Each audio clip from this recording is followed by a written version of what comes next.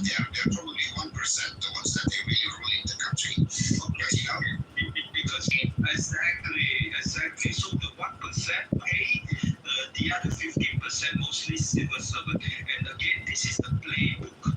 This is the playbook of modern caliphate. They use 40 years to figure out how you from 1% to reach the mayor, and then from mayor to 10-15% of civil servant working underneath the mayor. And we are start seeing this in UK, and we are very worried now. And this is going halfway now in Turkey. Okay, so we are seeing all this playbook again. So what the West want is, if you throw everything, all the problem among the Islamic country, they will give up. They will give up. So what we need is, we have to make sure Israeli people are very united. All these Westerner like Buttercup trying to come in indoctrinate, you have to speak up and say, you are American people with utopian ideology. It doesn't work for the Middle East. The Buttercup has understand, she doesn't understand the Middle East language, right? Only the Middle East language will understand how to achieve peace through strength. And now Israel has the strength.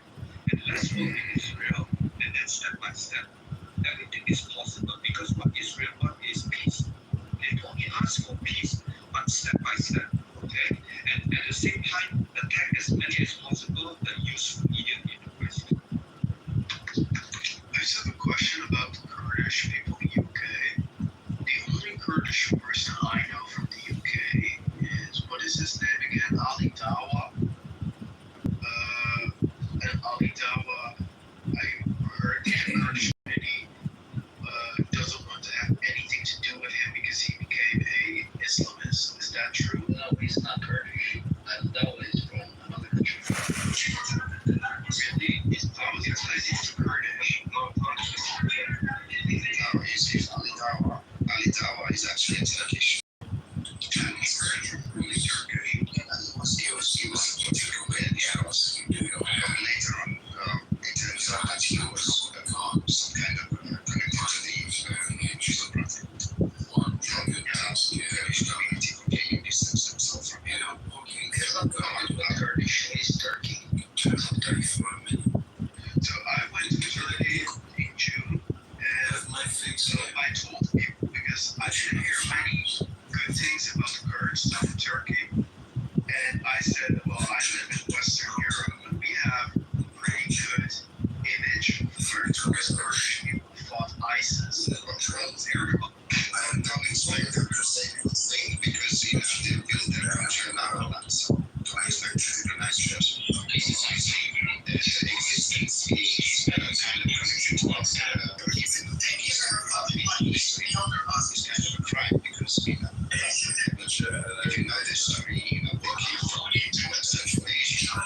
It's not the 11th century yet. Then they settled there. So Like I said this time, I honestly cannot tell the difference in phenotype between an Anatolian Turk and a Kurdish person, and then one Turkish person said to me, we probably descend from them. We're probably in some cases, 20% situation, the rest is mostly Greek and Armenian.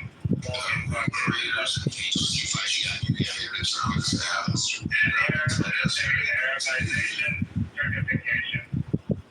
Sounds delicious. I am the beauty of the beautiful. That sounds like you got my show. That sounds like pretty much how, to be honest.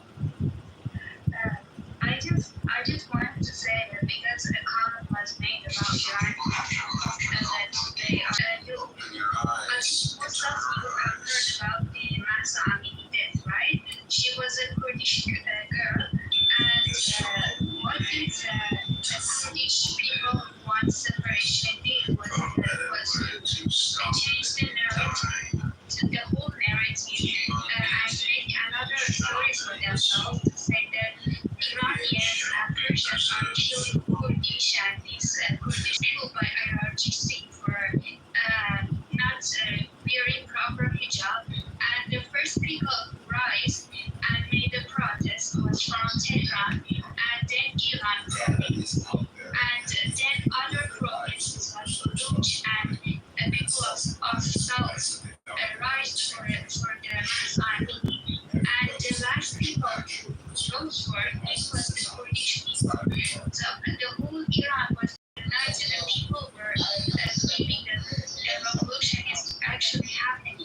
because of that. I don't know where Alex is from, if he is Iranian or not, but he talks the Kurdish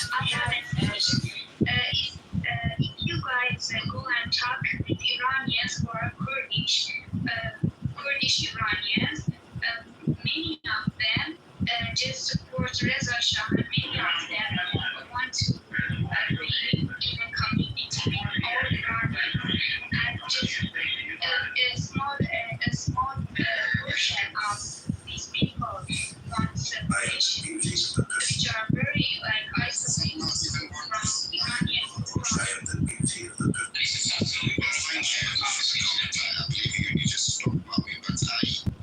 You first said there is not even 1%, but then you said there is a small portion of people different. Thanks for saying that. I'm not playing you cannot also play any percentage of people. We don't have any percentage. When there is no referendum taken, there is no any percentage of people you can measure or I can measure. I really understand.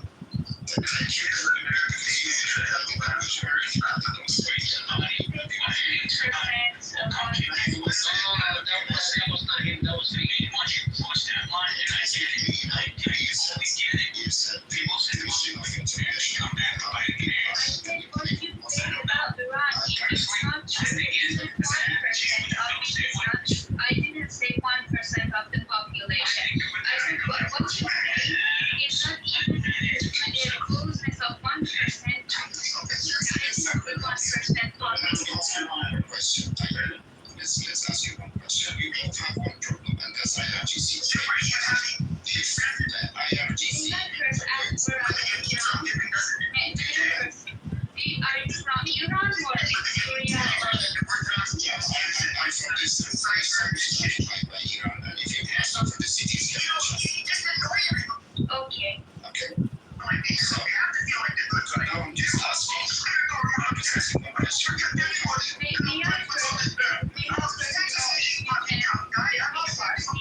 May you check with me? Well, let me check one first, so if I can help to us. Okay. Are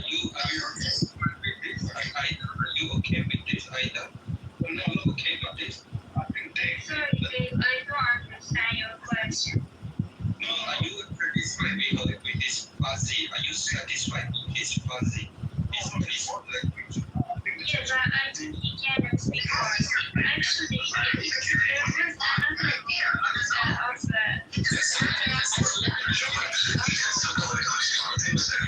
let me just say something. There was another song for Iranians. There were supporters of Reza Shah, and there was another guy like him joined the community, and all he was talking was a lot of nonsense. That how do I know Reza Shah is the chosen one by Iranian people, but there's no referendum yet, and Reza Shah has released a notebook for you that he has explained all his plans for the temporary period after the fall of IRGC, and this guy didn't even, I'm not saying I'm saying another Kurdish separator. That guy even didn't say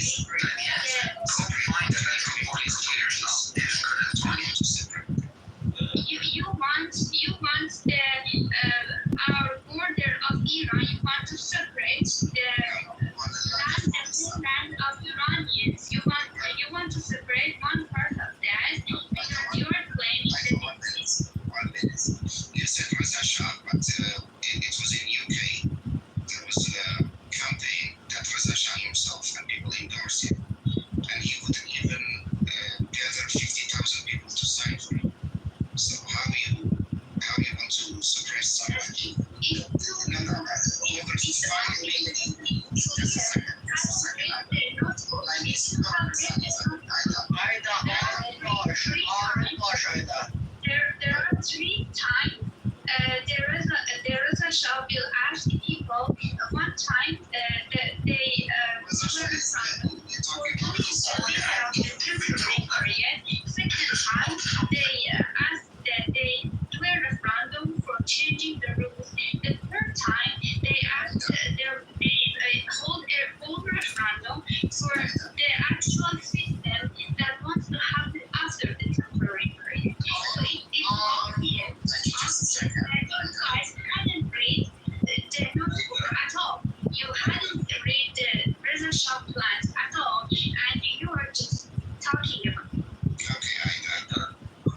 just give me like the 30 seconds. Look, we really want to have this area peace, but also, if it's very challenging that when trying to help Iranian to free, at the same time there is a change in the border, which I think the Kurdish people inside Iran want, and so this complicates the problem, because Kurdish people are distributed in multiple places. If the Kurdish people get the border change in Iran, then the Kurdish people will fight for border change in Turkey, Syria, and Iran. So but these are the things that we You're asking the same thing that you want. This is not fair. You want one thing. Just 1 second. One second. Just 1 second to understand each other. You talk about something coexisting with people that they want to wipe you out, and we are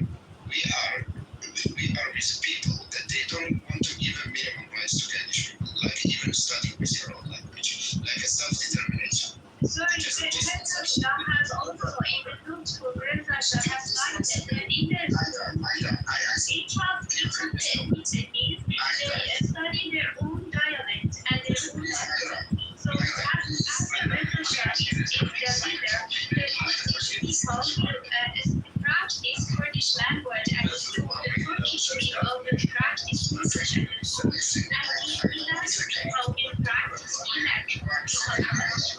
let's keep. I just give me 15 seconds. All this thing you say, many Jewish people don't have the historical background to understand you. Okay?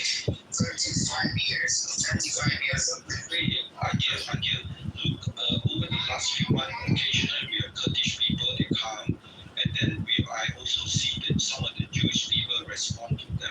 So what you say that nobody cares is not correct. Okay?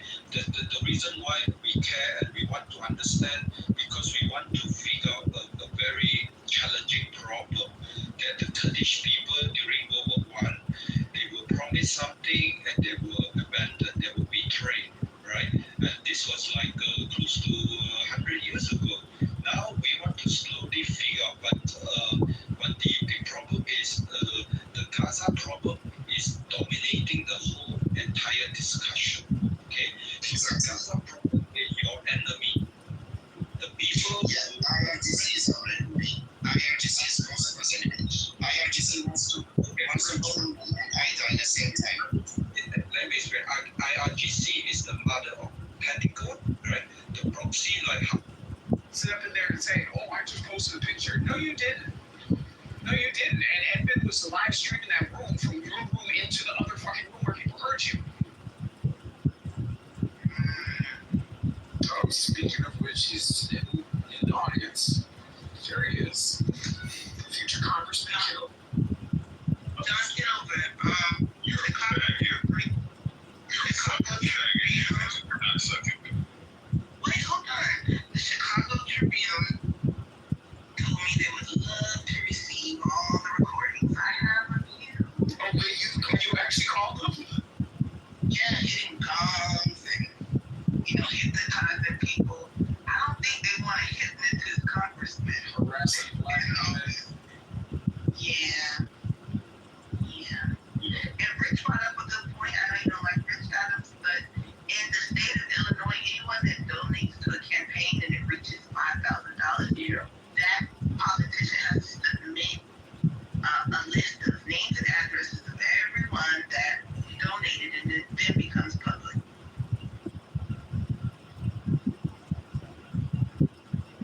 Yeah, look for a second. Oh yeah, Dr. Ed. Just let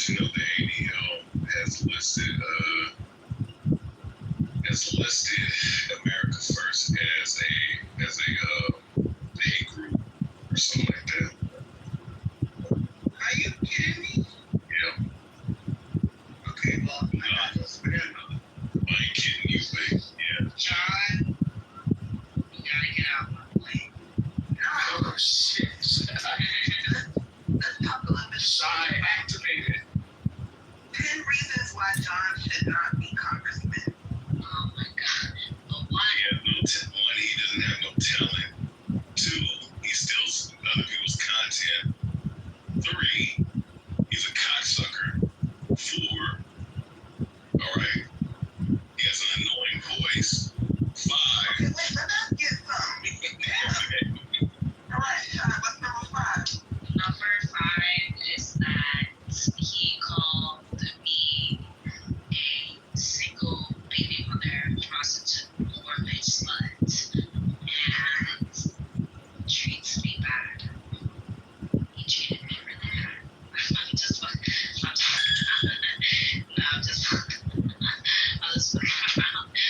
He never called me that. But I don't think he's ready to be a congressman, personally. Not you being nice, Lava. Any reason why John Kitover?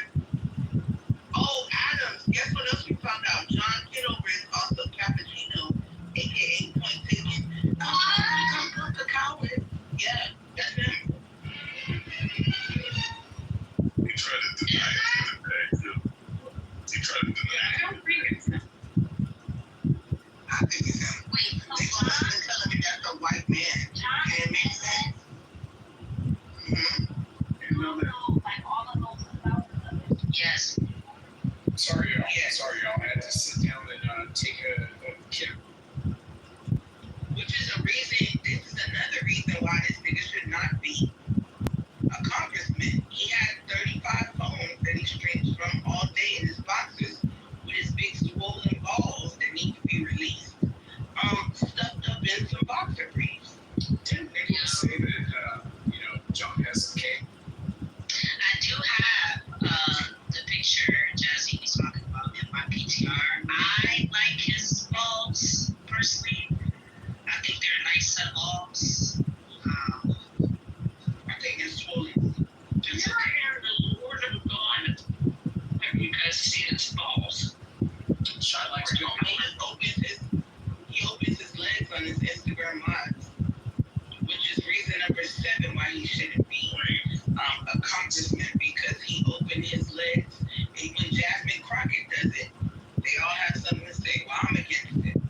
Wait, so you're basically confirming that he's a faggot, like I've been saying. I don't know. You're just saying. Open your legs like a grown man opening his legs on camera is a homosexual. So, Congressman, or theoretically, you're not a congressman yet, right?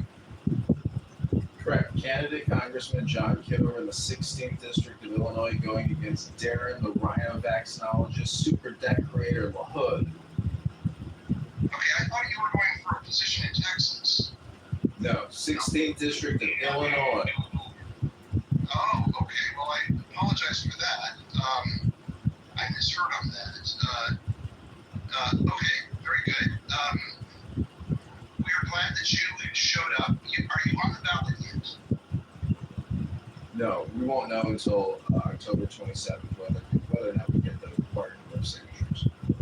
Okay, and so as I understand it, you're able to raise money before you're on the ballot. Is that correct? Correct. We have an FEC filing disclosure. We have a campaign financial disclosure. We have a bank account, an EIN, bank letter. We're fully set up to accept your donation right now if any of you should elect or decide after this conversation to donate to my campaign. Good. All right. Well, that's very good. Tell me who Adrian Dittman is.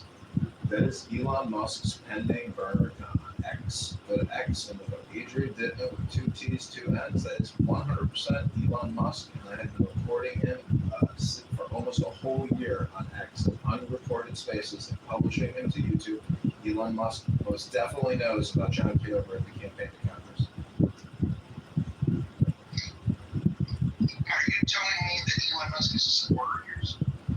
No, he's most definitely not a supporter of this campaign. He has blocked almost all of my X accounts. I see. Okay. Well, that's useful. You're clearing up a lot of information. I appreciate your honesty. Tell me this.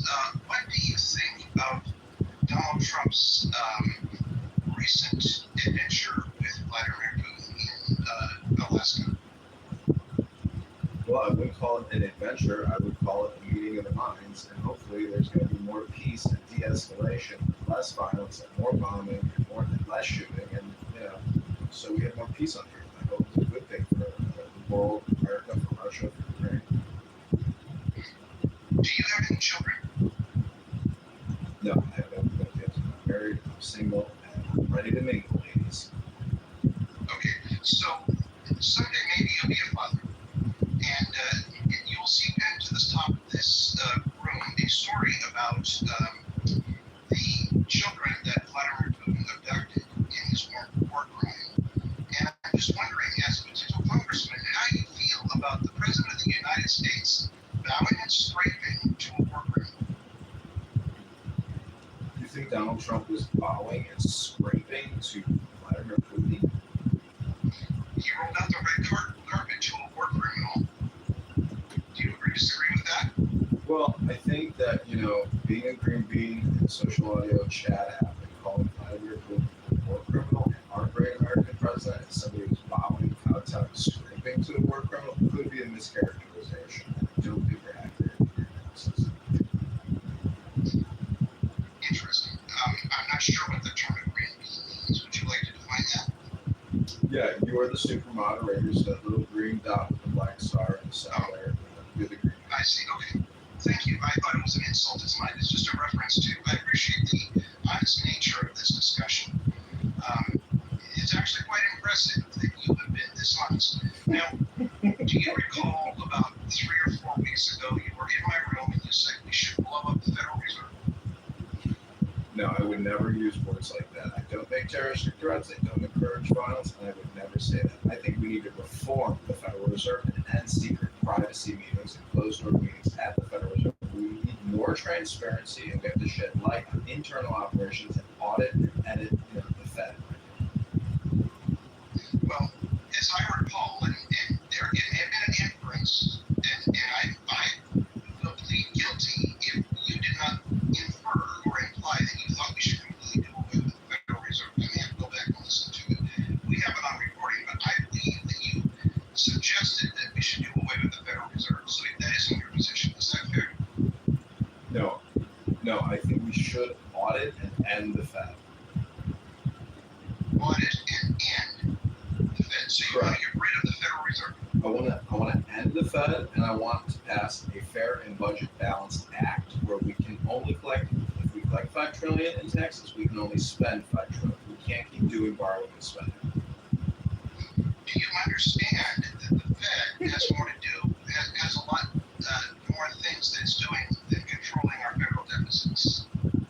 Oh, it's Congress which is controlling our federal deficits. The Fed is merely helping us kick the can down the road. Okay, good. We agree on that. What do you think would actually happen to our economy if we blew up? I'm sorry, I want to use your terms. If we terminated the Federal Reserve? I think you would see a lot of stocks completely implode because it would not be business as usual. If we cut Medicare and Medicaid by $1.8 billion and the National Defense Authorization Act by $200 billion, a lot of defense and medical health industrial complex corporations would implode, wiping out a lot of savings and investment. However, that's just borrowing and spending. So you're okay with the kind of implosion that it would cause, and I'm putting words in your mouth and I'm inviting you to correct me if I get it wrong. You think that essentially tearing the Fed system down and starting over again is better than trying to improve it incrementally. Is that fair? Correct. We cut Medicare, Medicaid by $1.8 trillion a year. That would implode many corporations, and we could start over and have an actual economy, not this artificial borrow spend economy. Okay. I'm curious what you think of Ron Barrow. I'm sorry, I don't know who it is. Go ahead. Okay. Peter Navarro's financial advisor or advisor, Ron Barrow. Let me Google it. It's okay. Yeah, go ahead and look him up. It may have been a question that you weren't prepared for, and I appreciate your honesty. It's not the answer I expected, and that's okay. Hey, can I ask a question? Sure, you can. So, if you want to get rid of the Fed, right? So, John F.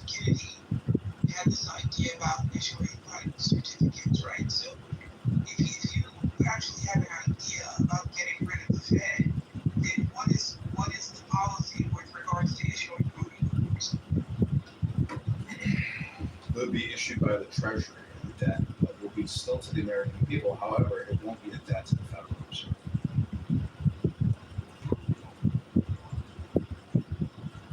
And so, okay, so how long, because you have money that's in the system, right? You have money that's, even though we don't all carry cash, you have money in people's pockets, right?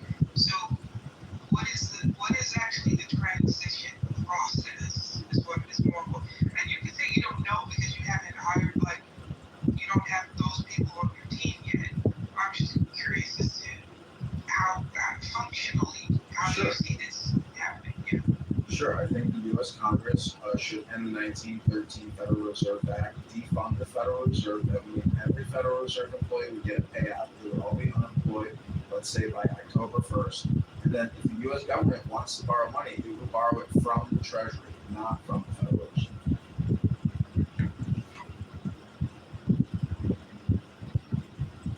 Yeah. What would happen to interest rates? That's hard.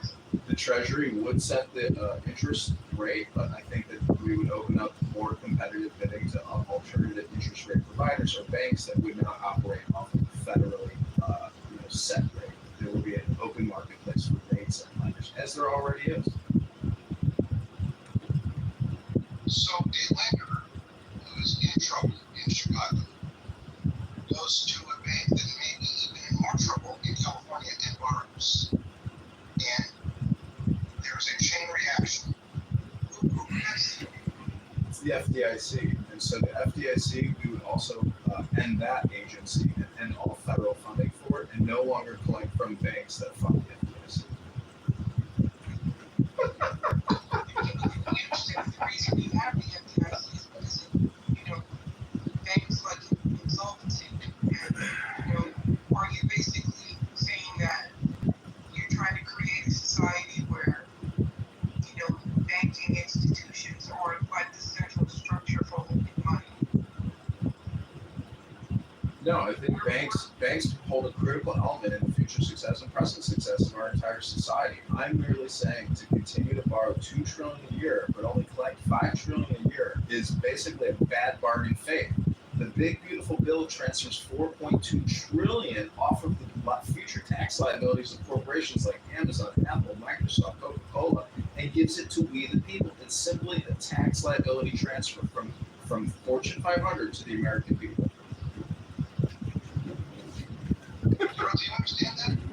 I really do. It's the first time I've heard such a Yeah, I looked it up. This is what the query was that I asked Brock. I said, what are the Fortune 500 corporations that benefit the most from the Big Beautiful Bill? And spit out 25 Fortune 500 and how much they anticipate the Big Beautiful Bill gives them in tax credits. Yeah, no, so that part, again, I guess we're trying to figure out what does that have to do with getting rid of the Fed? And Alan's question about interest rates. Are you thinking about, like we have treasury securities, right? So the Fed rate tends to, move up and down with bonds. So I'm trying to understand what you get rid of the Fed, right? You said something about tackling interest rates, but there's something I guess I don't. I hear what you're saying. I understand Rob gave you an answer, but I don't. Well, I'm telling you that we're $37 trillion in national debt. We have $100 trillion in unfunded liabilities. We need consolidation. The Federal Reserve is losing $100 billion a year. Their annual budget is $60 billion. We need consolidation. In a bankruptcy, you consolidate. You run the ship like a business. The federal government is not being run like a business. Norway, Saudi Arabia, Dubai, United Arab Emirates run at a profit. The United States of America is spending $2 trillion a year that it does not have. We need to run this like a business, or we will destroy this business. How many times did Trump declare bankruptcy? I'm sure he has launched many bankruptcies, dozens probably. You don't even know about. At least 7. He has declared at least 7 bankruptcies. Now, if you had money in one of his businesses and he went bankrupt, what happens to your money? First of all, let me correct your title. The name is spelled Kitover, not Kitover. Thank you very little. Correct the title, please. Spell it. How should it be spelled? in my title, in my profile, Kitover, K-I-T-Over. I see a T instead of a D. Okay. Well, I was trying to make a little bit of a joke. Does it disturb you that many people on this app think your candidacy is a joke? No, that doesn't discourage me. That actually gives me more enthusiasm for the campaign, so I can help bring you guys back up to reality, which is $37 trillion in debt. Thomas Massey uses the Treasury.gov API in his little lapel pin. You can look up Thomas Massey. He's one of the only Congress people who will tell you about the fiscal crisis. We are entering into a state period of hyperinflation. By 2050, we'll be $50 trillion in debt, and we'll be paying $4 trillion a year in annual interest. If you want to live in the Weimar Republic like it's 1920, we keep borrowing and we keep spending. That's what we're going to do to our society. Yeah, see, you were going to say, but yes.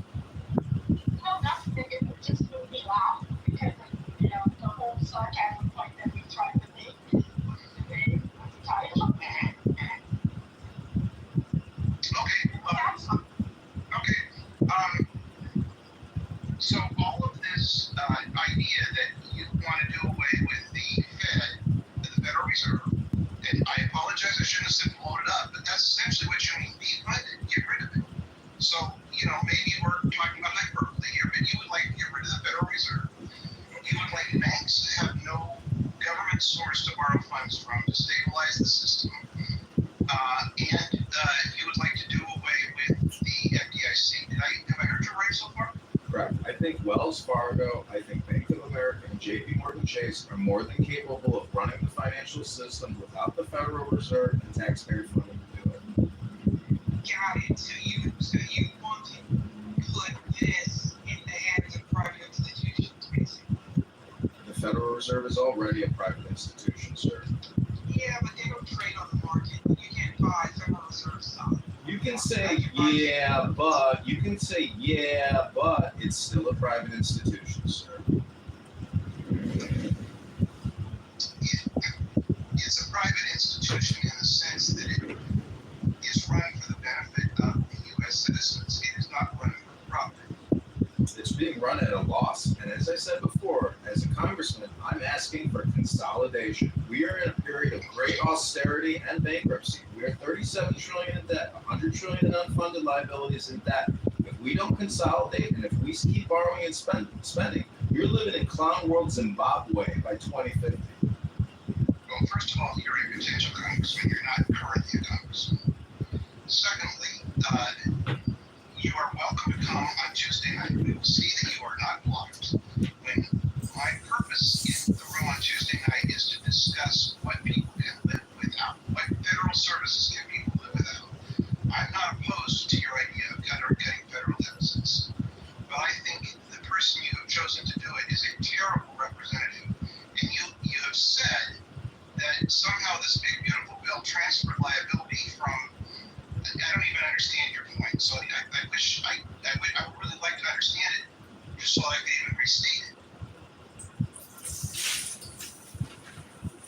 Sure, the big beautiful bill gives a 10-year period for $4.2 trillion in tax credits, and the top 500 corporations are Amazon, Apple, Google, Coca-Cola, etc., J&J, and it's $5 trillion over 10 years. So it comes out to be about $500 billion a year in tax credits. That means we're going to still borrow $2 trillion, but that means Amazon, Google, Microsoft aren't paying down our debt. They're just transferring that debt to the taxpayers, to the citizens of America. Well, I agree with you. I actually agree with that. So you're not for the tax credits that Amazon and Google. No, I want to pay down the debt. Well, why don't you come and say you're not for the tax credits so that we can understand you? I'm trying to infer that it's not a fair deal. It's not a good bargain for we the people. And as a congressperson, I would have voted against the big beautiful bill. Instead, Darren LaHood, who's been in office for 10 years, so I'm running against, he's created $20 trillion in debt in 10 years because we create $2 trillion plus a year in debt. Our government borrows $2 trillion a year that we do not have. We are spending money like a drunken pirate ship. I agree with you that we're spending money like a drunken pirate ship. I appreciate you staying in this dialogue. And I would also point out that you have done a very poor job of representing what actually is a credible view. And maybe there's something to it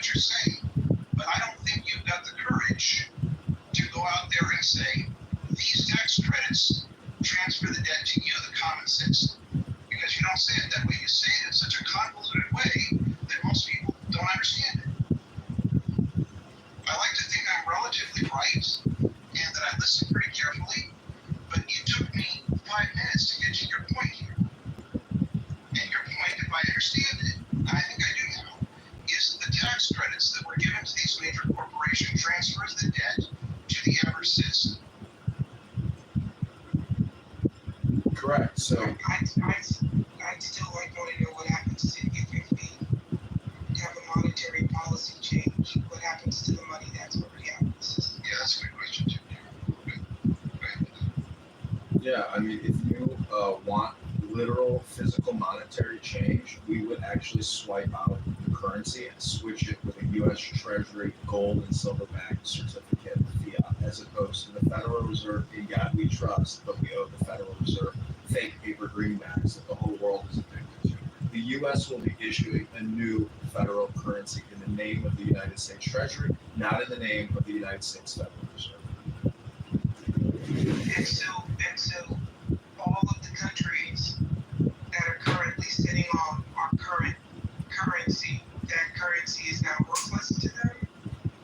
And if you're talking about exchanging it, like what is the exchange rate? Is it a 1 for 1? One of these new dollars for one of the old dollars? And again, you may not have the answers because you haven't gone into this yet.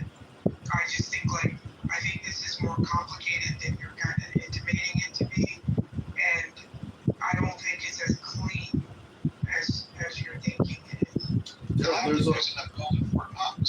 There's a lot of complexities to this, but having 37 trillion in debt and 100 trillion in unfunded liabilities is a huge catastrophe, and we can't let Congress keep passing HR acts and omnibuses to get the Federal Reserve to print up trillion-dollar tranches for us. We are addicted like a heroin addict to debt. We have to stop borrowing. We have to stop spending and have a real economy, not based on borrowing and spending. Well, you could argue that the reason that we're so heavily in debt is because we're not collecting tax revenues at the levels we could or should be. So I guess if I were in I'm not in your district, but if I were in your district, what I would say as opposed to, the sky is falling big, right? Like, why are we not trying to get more states earning so that more states are paying in to the tax system?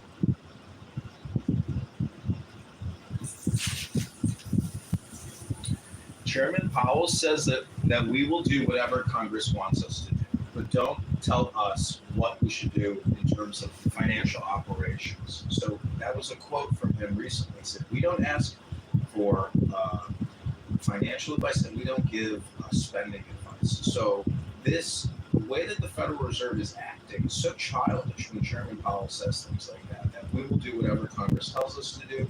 We don't care who's in charge. We will print if you tell us to print. That type of attitude is not a good leader. That's not a good steward of money. So Chairman Powell's agnostic as to how we spend and waste our money. As a congressperson, I don't believe in necessarily destroying the machine and taking the oil out of the engine. I think we have to be way more efficient in terms of how we're deploying and where the money's flowing. My suggestion is we cut Medicare, Medicaid by $1.8 trillion a year, and the National Defense Authorization Act by $200 billion. That's $2 trillion. That brings us back to where we are not borrowing. We would only have to borrow we'd have to borrow $1 trillion a year, because we would be taking in $5 trillion a year in taxes, but still paying $1 trillion a year on the debt, 37 trillion. But we still have to borrow the trillion just to pay that. So we're in a big financial crisis here, and I thank you, Alan, for letting me speak so much, because I think most of you probably do agree that we are in a financial crisis, and we should come up with efficiencies, consolidation, as if we were in a bankruptcy trying to run a business. That's my suggestion. You're welcome. Go ahead. John, this is Ellen. How many Americans would that push off of Medicare? Well, basically, the corporations would go out of business, but the American population would still get $1.2 trillion in funding for whatever is left of the medical industrial complex. No, my question was, if you were to reduce the funds for Medicare by the amount you just said, how many human beings would lose their Medicare? Obviously, honestly don't have an exact number for you. I wouldn't be able to tell you. I think everybody would get a lower quality of care and less care, but that's what $1.2 trillion, that's all that's left. You have to spend what's based on the budget. We need a budget balanced act. We can't keep borrowing and spending. We as a population have to come to terms with the fact that we've been in a 25-year war with a pandemic, scandemic that has looted our treasury by $37 trillion. Are we going to keep kicking the can down the road and pretend it's not a Ponzi scheme? It's a Ponzi scheme at this point. John, are you implying that the pandemic was not real? I believe it to be a pandemic. Scandemic has come out that Fauci funded the operations to build the COVID-19 virus in the Wuhan lab. I think the Pfizer, Moderna, J&J, Bill Gates' response to mass vaccination is a tragedy, and it cost us $5 trillion to fund it. The First Act, the HEROES Act, the CARES Act, it's all one giant scam to get big pharma money. If we reduce Medicare, Medicaid by $1.8 trillion a year, and the NDAA for Northrop Grumman, Boeing, Lockheed Martin, and we take $200 billion out of their pockets, we will kill two birds with one stone. Those two birds are the greatest enemy of this republic, which is big pharma and the big military-industrial complex. Hell, I would ask you, do you want to keep funding the military-industrial complex? Do you want to keep funding big pharma? I would like to reduce the budget for the military. I would absolutely not want to go penny away from Medicare. But just to be clear, are you saying that you are a COVID denier? Is that what you're saying? I'm a COVID-19 vaccine denier, not a COVID-19 denier. A COVID-19 vaccine denier. Got it.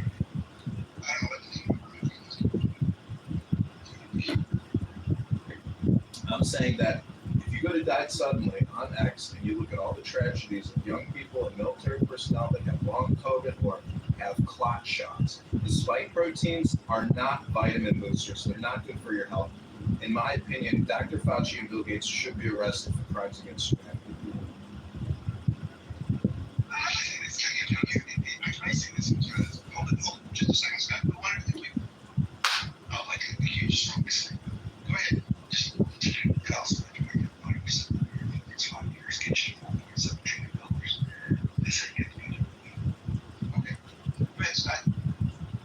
Yeah, I mean, look, I think we could cut the entire military budget, right? The entire thing. And we still have a deficit problem, right? I do think the congressman brings up something interesting that and I, where Elle says, I tend to be sympathetic about not wanting to cut Medicare or Medicaid, but I don't know how do we get to a sense where we're not in fiscal crisis. So most people say if we even just get to where our deficits were 40 to 60% of GDP, I mean, we'd be in the right direction. But I don't know what we cut, or do we do? I mean, I think that basically, I don't know what Elle you're in favor of cutting, but I think I think most people's approach to the deficit is that we'll put our head in the sand until everything collapses, and we just won't talk about it. I mean, Simpson Bowles, we had that, in the Obama administration. That was just put in the drawer. I mean, I don't know. I think the congressman-elect has a congressman candidate, Kitover, is extreme on this stuff, but I don't hear many people in their criticism What was that? the rational alternative or any alternative. I think that it's just hey, what's wrong with that? That's a real one. That's a real one. That's a real one. That's a real one. All across the board, I'll give you useful language. What the budget is, what department. You have to cut your expenses 5% every year for the next 5 years. We have a balanced budget. Light the economy on fire. Well, clearly, I was going to say was the two. If you give me a second, John.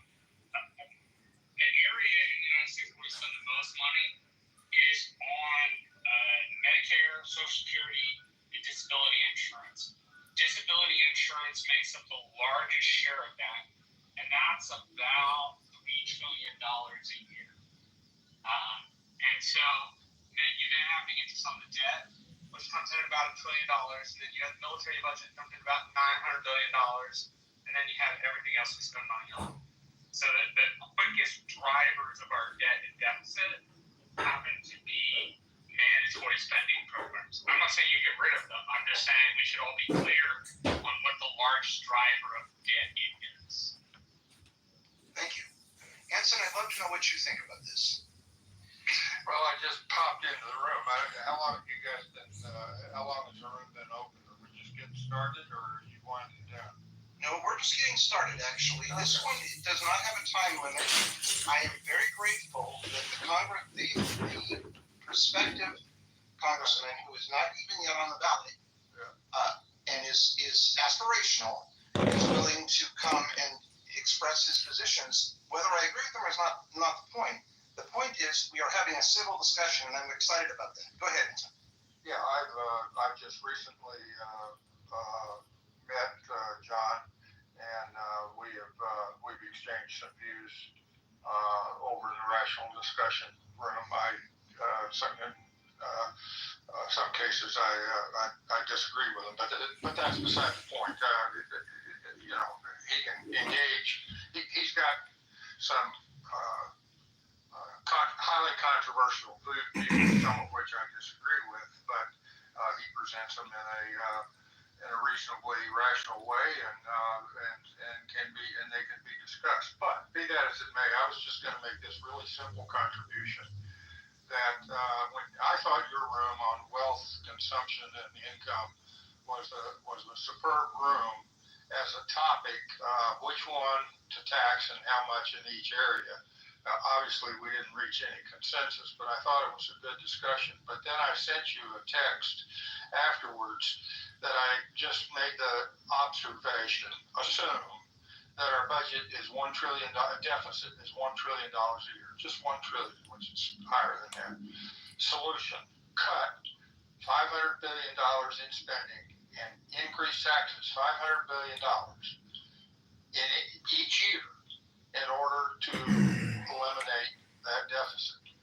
We can't even agree on where to cut spending by a couple of $1 billion or raise taxes by an equal amount, much less what is rationally required. And I'm not an economist, I don't know all the ins and outs, but I know that if my deficit was $1,000 a month, I'd either have to go work at Walmart to earn $500 a month and then cut another $500 a month in my spending in order to balance my budget.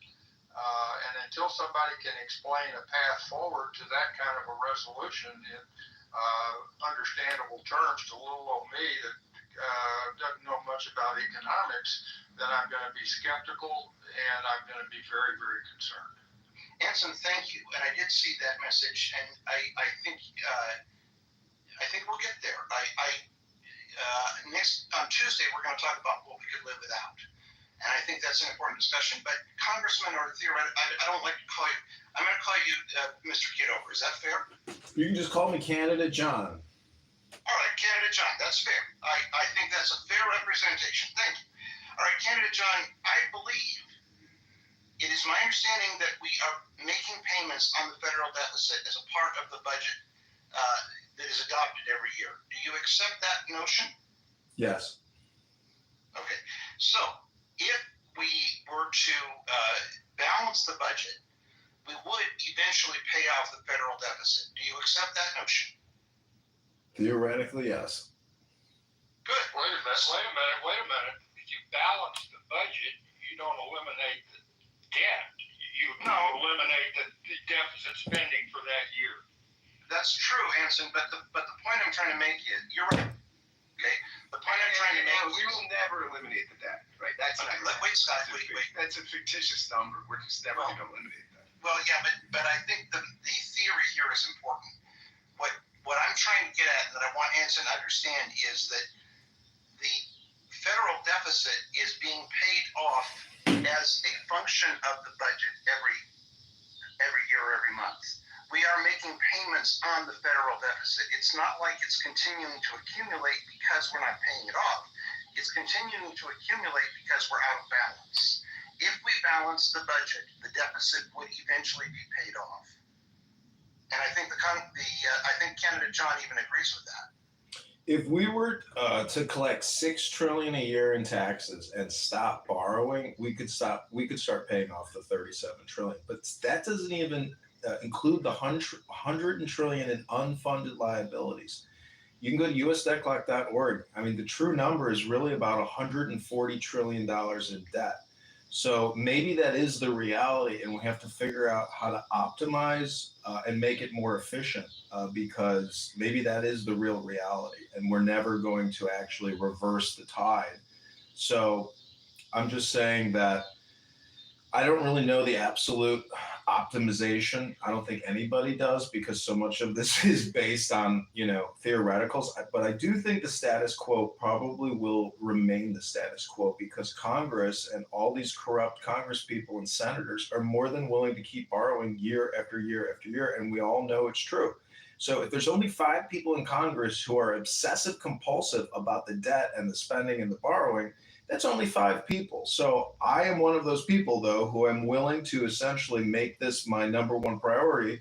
And that's what I'm running this campaign on because Darren LaHood's been in office 10 years in the 16th district of Illinois, and he's responsible for $20 trillion in debt over 10 years. It's $2 trillion a year in debt creation. So I'm speaking up against it, and I think that we have to look at this as basically a business bankruptcy, and the government should start running itself like Saudi Arabia or Norway that have multi-trillion-dollar sovereign wealth funds. We've got a $37 trillion debt fund, and there's no sovereign wealth fund here. So I say reverse the tide, start running it like a business, and be adults, not children, borrowing and spending like heroin addicts addicted to debt.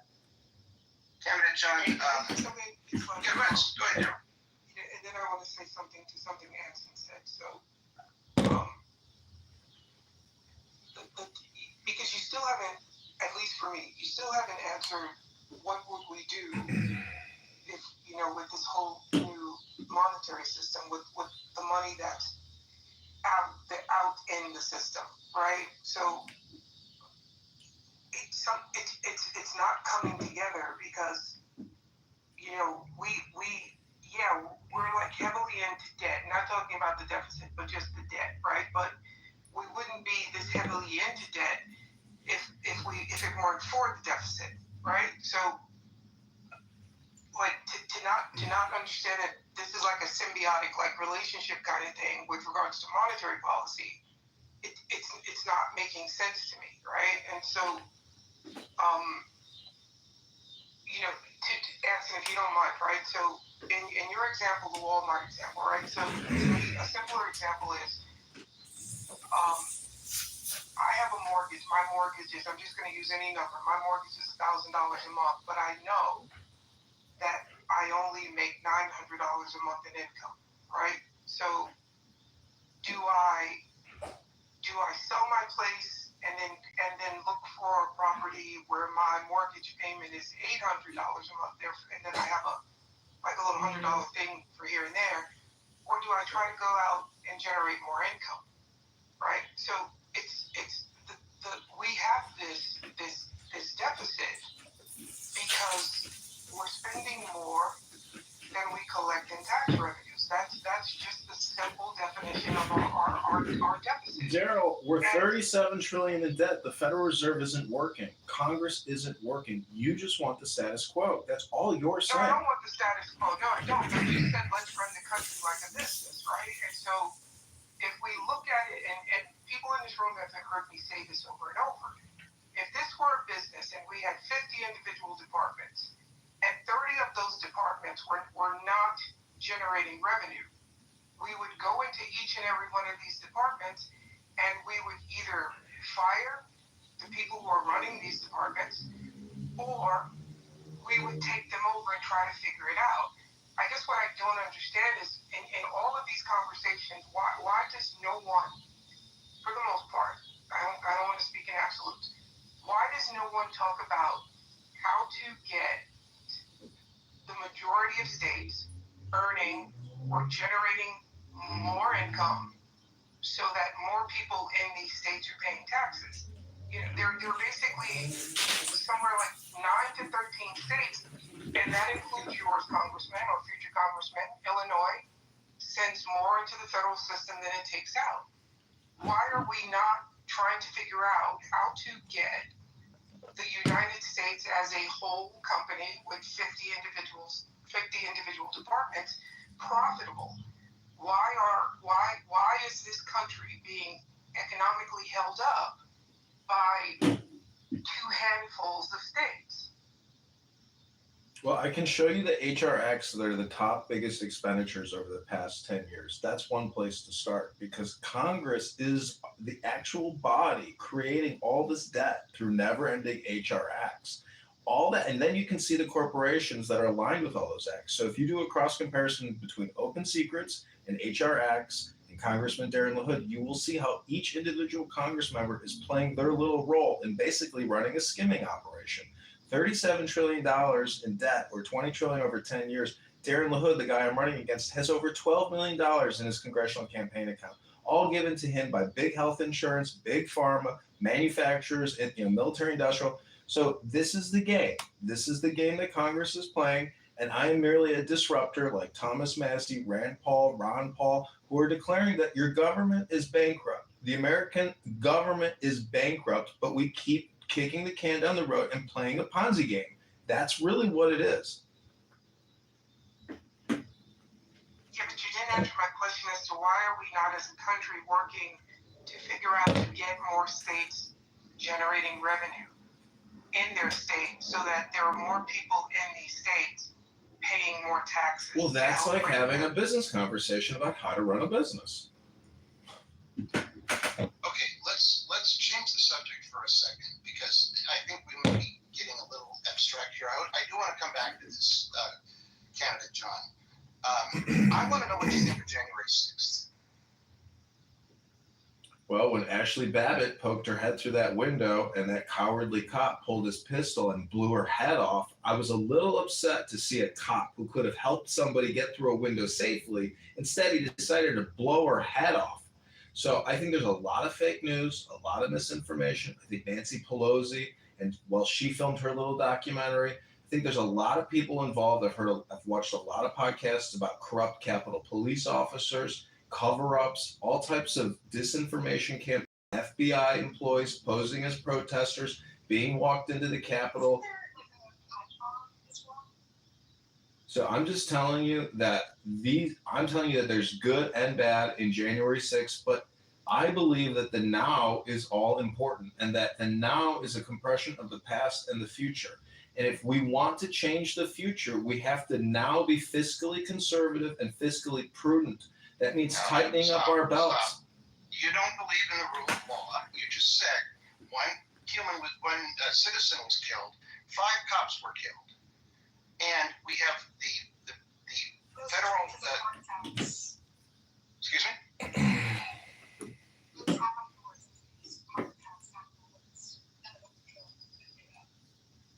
Okay, all right.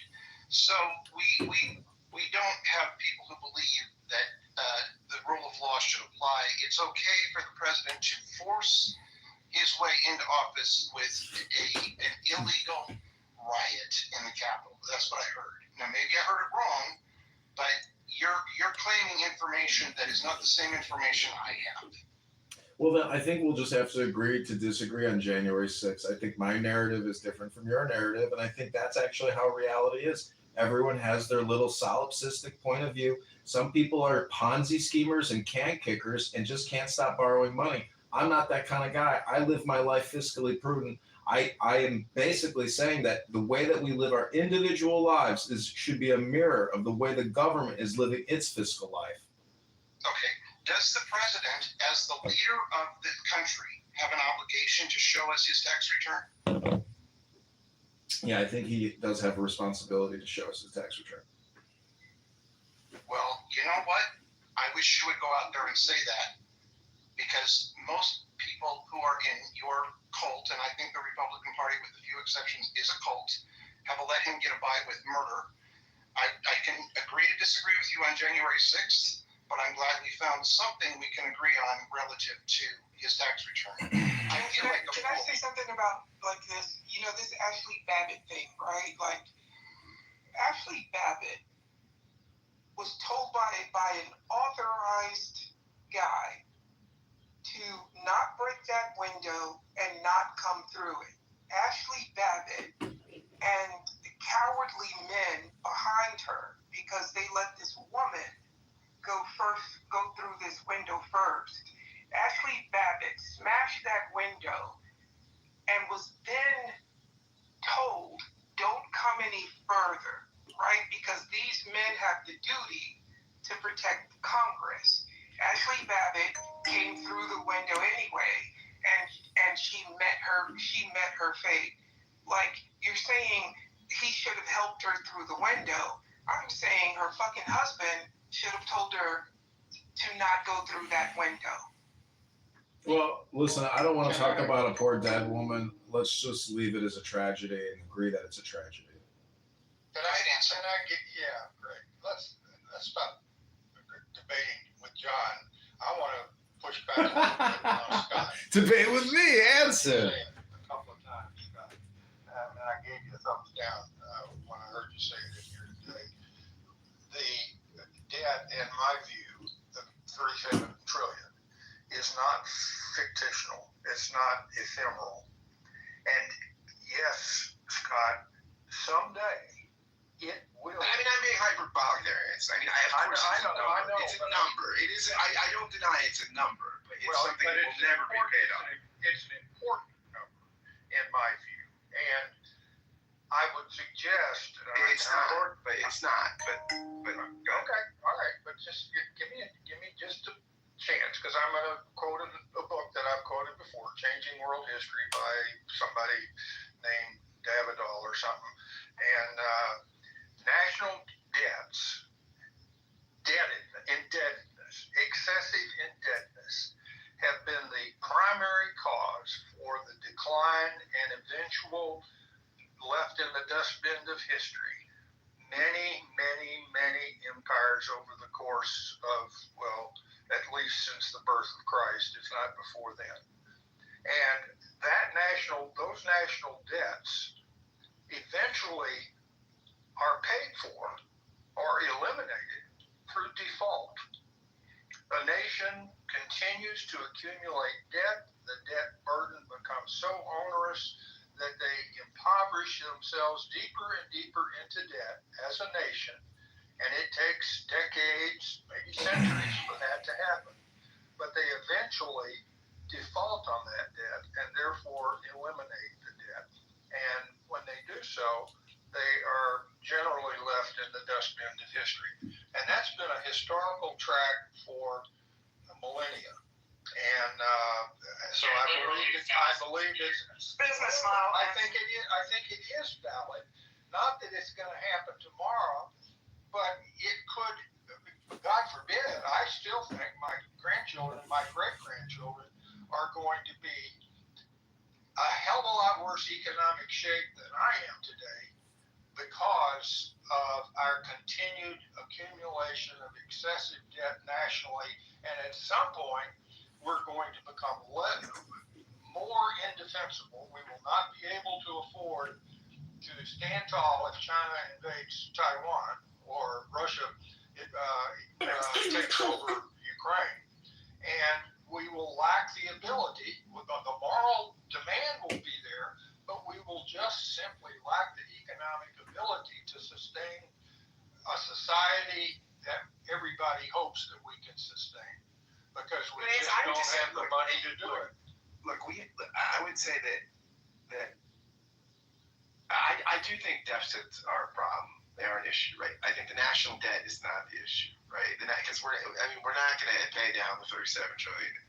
We're just not going to do that, right? That's just not going to happen. I bet all the money in my pocket versus all the money in your pocket. That will never.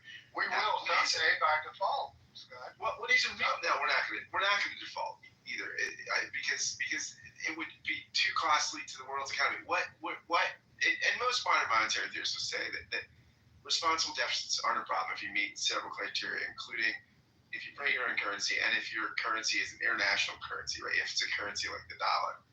Now, what is a problem is excessive deficits, and I think that is not the problem. Deficits are the problem, right? And so there's a healthier percentage of deficits annually to GDP, and if you can get in that range, that's what I would focus on. That's all I'm saying. I think Scott makes a really good point here. That the problem is the deficits.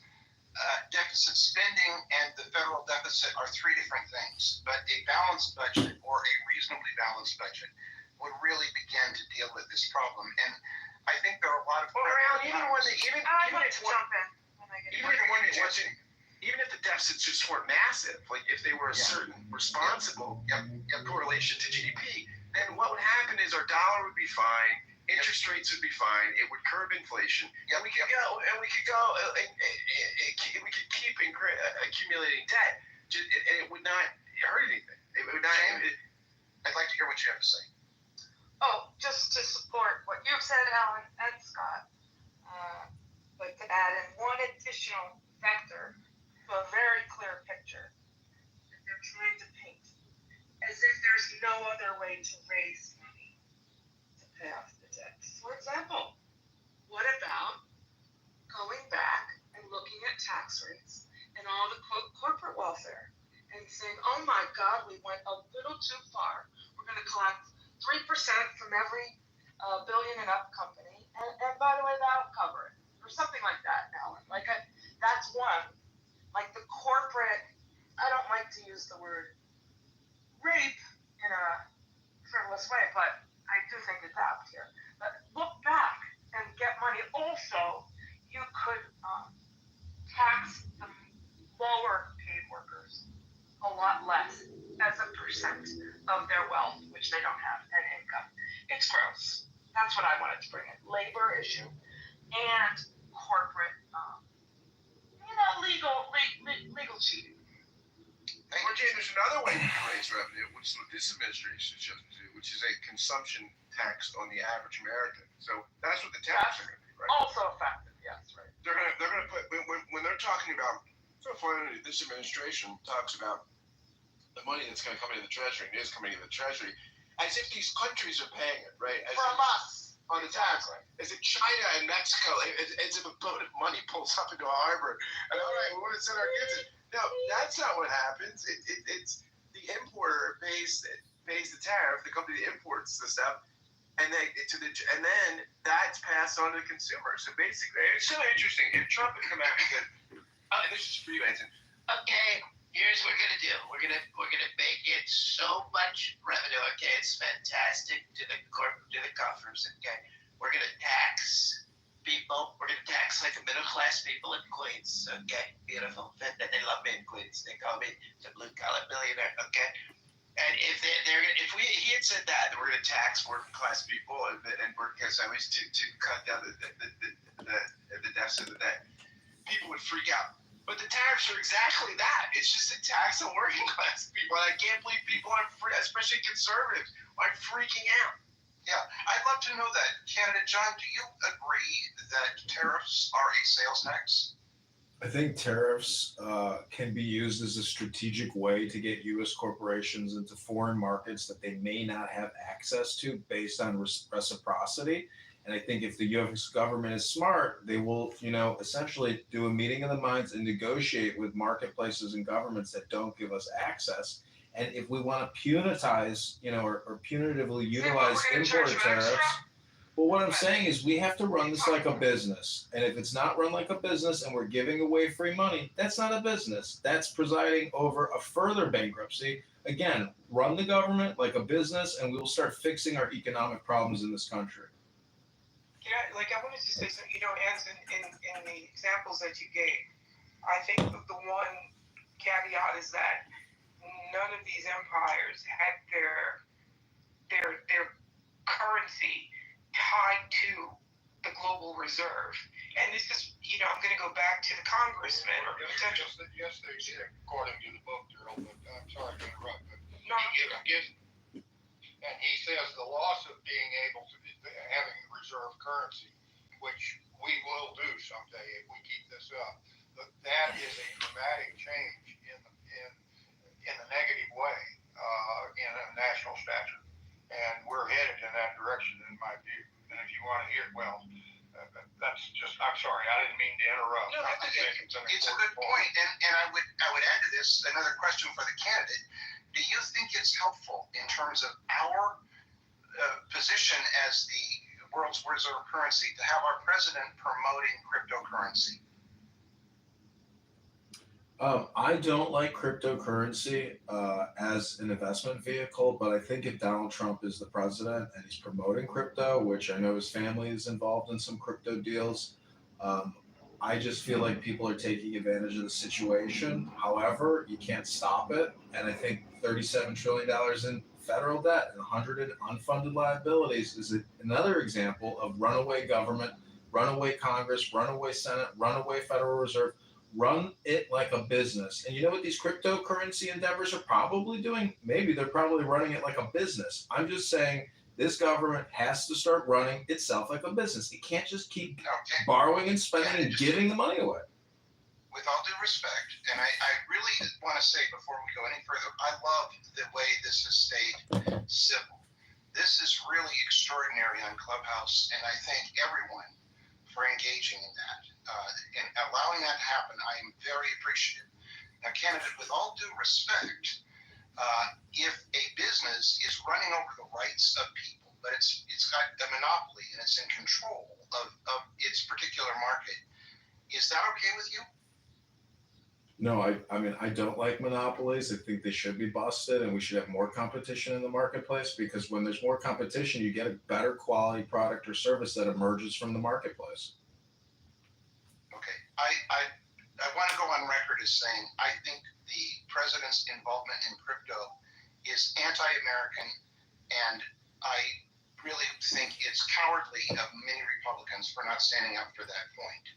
I also want to go on record as saying, Congressman. And also, Alan, the people that were freaked out that Hunter Biden was running around with Burisma meetings and shit. I mean, this is that on steroids. This is unbelievable that people are not. You're 100% right about that. It is. Like, if they're not concerned about Trump's crypto dealings, if they were concerned about Hunter Biden stuff, they're not being consistent. Absolutely right. Well, welcome to freedom, where people are allowed to engage in business, according to their will, and that is one of the true natures of business. So, if his sons are going to start crypto endeavors overseas, and the Saudis or the Chinese are going to give him money, I don't know what to tell you, but this Bitcoin industry is highly unregulated, and there's a lot of fraud in the Bitcoin industry, as you've witnessed over the years. I think that's part of the point, but I think the other part of the point is cryptocurrency destabilizes the U.S. dollar, right? And it's being done for, Trump in part is doing it for his own benefit, which is something leaders should do, right? Like Grant got involved in a Ponzi scheme when he was president, right? The federal government is buying Bitcoin now. Yes, I realize that. I'm saying I think buying Bitcoin violates, well, let me put this more explicitly. His family is getting wealthy through Bitcoin endeavors, I believe violates the Emoluments Clause of the Constitution. Now, that took years from his first administration, and it was dealt with during Joe Biden. So it was like, well, he's not president anymore, so we can't do anything about it.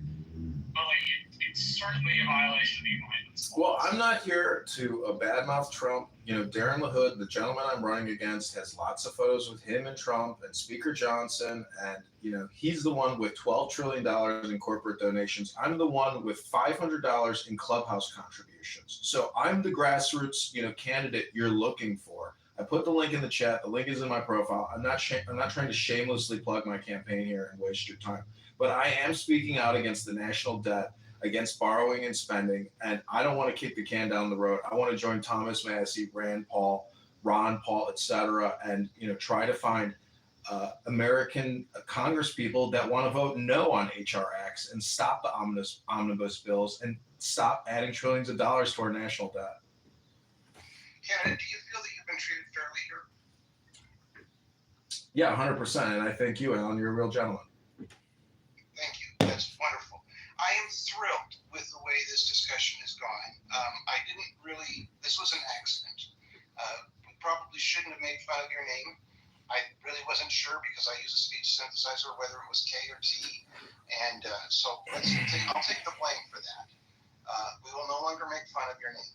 And I also appreciate that you said you put your campaign stuff in the chat. I am not going to remove it. I think you've made a fair representation of your position, And I think American citizens, when candidates talk honestly, have a right to make a decision based on that. I don't agree with a lot of your positions, but I am excited about the fact that you will discuss them forthrightly in this context. I didn't have a time limit in mind, but I think there is always a danger when you have a party, and this is a very successful party, that it goes on too long and nobody wants to call it to a close. So I'm going to start moving this to a close, but I'm kind of interested maybe in trying to maintain this Sunday afternoon time. It seems to work for people, and it's not stepping on Gary's room, and people have time for it. So would people be, is there anyone who thinks doing this again next Sunday is a bad idea? I think it's a good idea. Let's do it. I think we will do this next Sunday. I thank both Yossi and Scott for their, and also Marshall for their outstanding help in making this happen. I thank the audience for being civil to one another. And on Tuesday night, we will talk about what we can live without. What things does the government do that we can live without? I do think in trying to slowly bring things to a close that I would be thrilled to see candidate John call for Donald Trump to release his tax returns, because I feel like a fool for paying my full share, and I don't believe he pays his full share. I also would like to give candidate John an opportunity to say the name Virginia Dufresne. Well, Alan, I think if you are a leader and you do believe in transparency, as I do, I would release tax records, medical records, YouTube videos, Instagram posts. I'm all about transparency, and I think if you are a leader and you are transparent, it takes a big burden off of your shoulders, in terms of credibility. So I think your criticisms might be, unfounded, but it's still your opinion, and I respect your opinion, Alan. Thank you. And Virginia Dufresne, do you want to pass on that? Sorry, Alan. It's Dufresne. Alan, Dufresne. Okay, Virginia Dufresne. Yes. Yeah, Alan. I don't know if you're asking for my opinion on that lawsuit, but I got to tell you, I think there's been a lot of slander, defamation, libel, and warfare against Donald Trump, and I support Donald Trump. I love Donald Trump. My father loves Donald Trump. My sister voted Trump. I voted Trump. My dad voted Trump. We are Trump supporters. I support Trump, even though I may not support his fiscal policy in terms of how to run the economy. Okay. Daryl, thank you for the correction on the name.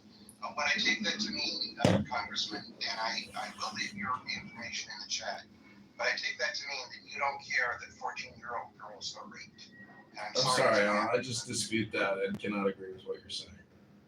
Well, you're not willing to say the name of a woman who committed suicide because she was raped, and she went to work for Trump and was allowed to be trafficked into Epstein's situation, and Mike Johnson and Donald Trump could do something about it, and they don't. So, well, let me say something about Epstein and espionage. I think anybody who has come into contact with Epstein should be considered compromised in terms of an espionage perspective. However, in Donald Trump's case, I would say as the president, he gets special clearance for whatever there might be in the Epstein files. And if the truth ever comes out, I just hope that there's justice for the victims. And a lot of people want to do the TDS, point at Trump all day long, but you forget about the victims. And Thomas Massie has 9 of them at the footsteps of Congress telling about their stories. So if you want to shed light, look at Thomas Massie. He and Marjorie Taylor Greene are fighting to release the Epstein files. So unfortunately, you may not like Marjorie Taylor Greene or Thomas Massie, but they are the only Republicans trying to shed light on this important issue and get justice for these victims.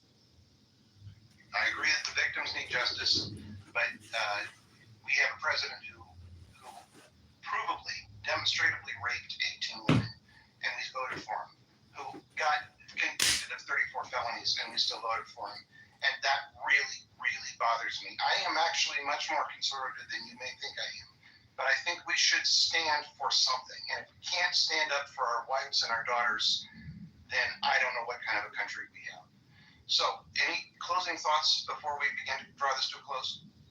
I'd like to throw out that, Congressman, you said like president gets a pass, but he wasn't the president when a lot of these things had happened. So Well, think I that's live in the now. You live in the now. Are you going to go to the number one person in the entire government and say, "Sorry, we're going to have to dethrone you and depose you. You're under arrest"? Are you going to do that? Are you going to break the chain of command? That's one that's hyperbolic, and one thing has nothing to do with the other. I'm simply talking about your comment about giving someone a pass because of this, when what they did, they were not that yet. So, I mean, I understand how, people rationalize or want to rationalize things in their head, but that just doesn't make any logical sense. Well, I can think about 100 people in the government or corporations who I think should be arrested. You want to arrest the president of the United States of America. Okay. So again, you never heard me say that. What I did, and this is the thing, right? This is like this thing about people. You say one thing and people hear something completely different. What I said was, I was responding to your comment about him getting a pass because he's the president. When the things he did, he was not the president yet. I didn't say, I don't get, Alan, you're not going to like this. I don't care about Donald Trump's taxes. I really just don't care. We're never going to get them. So I just don't really care that much. I understand it's a hot point for many people, but let's move on from that. What I'm saying to you, Congressman, is that this is a fallacious kind of rationality when you say, I forgive this. It's not fallacious. I live in the now. I'm running for Congress. I'm not living in a lawfare TDS derangement syndrome. I'm trying to liberate America and the people in the 16th district that are being conned by Darren LaHood for 10 years now. TDS, that stands for Trump Derangement Syndrome, correct? Correct. If I go to my psychiatrist and say, I have TDS, will that psychiatrist be able to acknowledge that it's a real syndrome? No, I think he'll probably laugh and say you're falling to the word game. And if I go to my insurance company and ask for reimbursement for treatment of TDS, what will they say? They'll probably say, it sounds like you got TDS. Okay, we acknowledge that. I'm making a joke. I mean, I understand your point. Okay, you're making a joke, and yet the whole point of this room is that politics is a serious business. And I think it's one thing to joke about something that we can all see as funny, but your use of TDS in this sense is trying to diminish my sense of unbalance when I have a president who raped 18 women, who was convicted of 34 felonies, and is providing terrible leadership. You want to say it's about the here and now. I'm concerned about the future and the precedents that we're setting, and the fact that we're normalizing the federal troops in our capital. We're normalizing the president bowing down to Vladimir Putin. We're normalizing women being raped and not calling it on what it should be called on by the Attorney General. We're normalizing the Attorney General taking over the Capitol and other states. Those are the things I'm worried about. Well, Alan, let me just respond and try to de-escalate or depolarize the conversation, because I think we're probably coming to the end. And I just want to say that, your opinion is your opinion and you're entitled to it, as am I. However, I would just say that I want the government to be a mirror of myself. That means fiscal responsibility, health, vitality, love, wealth, all those things. I want our government to essentially stop borrowing and spending because it's irresponsible and childish. We need to live within our means and stop scamming ourselves and scheming and Ponzi scheming. So that's all I'm saying. And whatever your opinion is, I believe that there's a political element to it where in politics, all of this, these sex allegations and all this lawfare is dirty business, and that's politics. But it's all about who controls the purse strings, who's writing the check. And Trump is presiding over the big, beautiful bill. I'm running against Darren LaHood that supported the bill and was one of the chief architects of the big, beautiful bill. He also voted on the HEROES Act, the CARES Act. These are $4 trillion, $2 trillion at a time. They're printing it up with the Federal Reserve, BlackRock, Blackstone, etc. We have to stop this Ponzi scheme and stop borrowing and stop spending more than we collect. It's just common sense. And I got to tell you, we should read Thomas Paine's Common Sense. because we're not running this business like a business. We're running it like a skim operation for the elite and for politically connected people. I'm here to try to put a stop to it. Okay.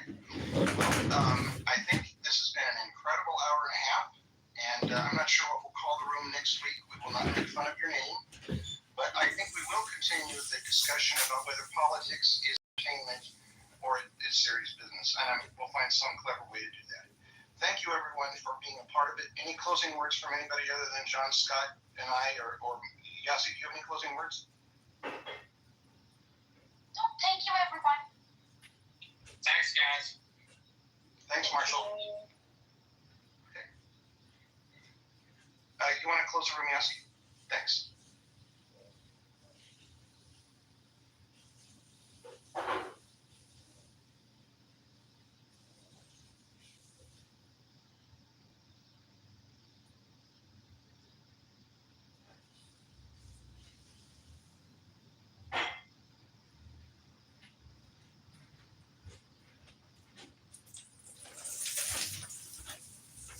What'd you think, Jane? How did I do? How was my performance? How would you rate my performance on that? You know, it's like going into a roast room.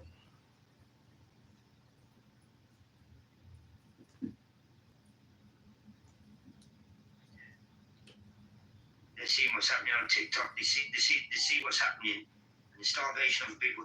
The last time I seen people starving like that, and like bags of herbs, it was innocent. Now, let me give you an example. Imagine war between Israel and Iran, right? It's a both-sided war with two armies, right? So this war gonna have some